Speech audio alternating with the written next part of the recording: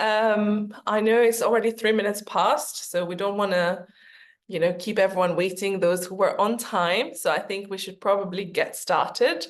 So thank you so much for taking the time out. I know it's Sunday evening. And hello and welcome. I'm Sheen. I am one of the co-founders of Penn, and we have Lamide with us, who is the other co-founder of Penn.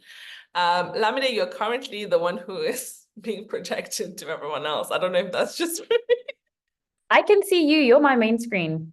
Oh, okay. Okay, I think it's switching, maybe. I don't know. Okay, they can see me. That's fine. And so just a brief introduction about what Penn is. We started Penn since August last year, and the whole point was we wanted to build this networking community here in the UAE, especially targeting women, to try and help them find like-minded professionals outside of their workplaces, especially if they're trying to, move, find new places, new things to do, or just generally to meet and make friends, right? And since then, we've kind of like evolved. We've done a lot of things. We've done networking events. We've done fun things like a boat party, but we also do a bit more serious things like masterclasses. We've done public speaking, investing, wealth management, all of this beautiful, beautiful topics we've covered. And today we're launching a new series that we're doing together to help people who are thinking of either finding a job for the first time in Dubai or people who are currently in Dubai and looking for a new adventure. And it will be very specific, targeting different industries. And today we're starting with consulting. And we're joined by two great people who will tell you a lot more than I can. But just to give you a brief introduction, why I will be leading this conversation today is because I was also an ex-consultant. I moved to Dubai with a consulting job with Oliver Wyman about almost 3 years ago now, which is crazy.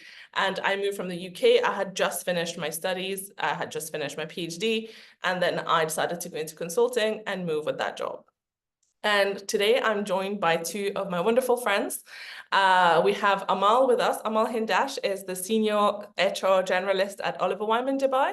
And we also have Robbie Malik, who is an ex-McKinsey in Dubai as well. He was currently at Telda. I don't know if still there, he will tell us. But for now, I will let both of you introduce yourself first, and then we'll go into more of like targeted questions from me. And then I will also open the floor for everyone to send their questions. Make sure you send your questions in the box down below. And yeah, and I guess we'll just get kick-started. Amal, please introduce yourself. Thank you, Sheen, for the warm introduction. Hi, everyone. So my name is Amal. I'm the senior HR generalist in Oliver Wyman. I have been with Oliver Wyman for 6 years and counting. I was born and raised in Dubai. So I've lived here my entire life, basically. I'll just wait for the questions. So this is just a very brief intro. Thank you, Amal. Robbie, do you want to do a brief intro as well? Okay, awesome. Thank you so much for the introduction, Sheen. And thank you, Sheen and Lamide, both for organizing. So yeah, just very quickly, I also moved to Dubai after graduating, only an undergraduate, not a PhD. And my first real job was with McKinsey in Dubai. I grew up in the UK, but my family moved here like while I was at university. So that's why I ended up joining McKinsey in Dubai. And I was at McKinsey for just under a year, which is very short. Most people stay for much longer. After that, I then joined a fintech startup, which where I was working for 2.5 years. And as Sheen just alluded to, I quit my job this week, and I'm starting a company. So that's what I'm focused on now. And yeah, that's just quick background. But happy to talk about the application process, the types of things that we work on, how it differs from the UK or the US or other markets, and any other questions.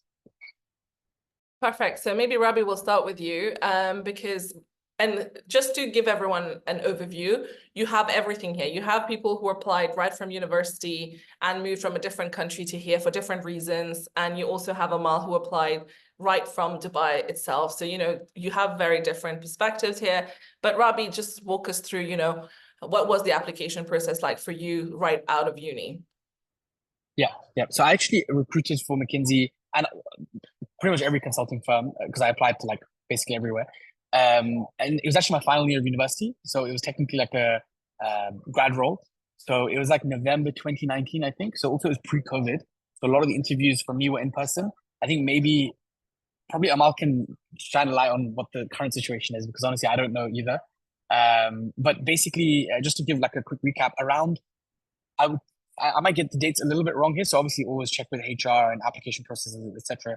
But for myself, I think I was around September of my final year of university, where I started making applications. And the initial applications were typically something along the lines of a CV and sometimes a cover letter. And then there would be a bunch of like information that you might need to fill in, but it's quite easy to apply. And then very quickly after, I was getting like some of these psychometric tests. And then once again, it varies firm by firm. I'll maybe just focus in on McKinsey for a second here. McKinsey has, they used to have something called the thinking skill, the problem solving test, which they now do.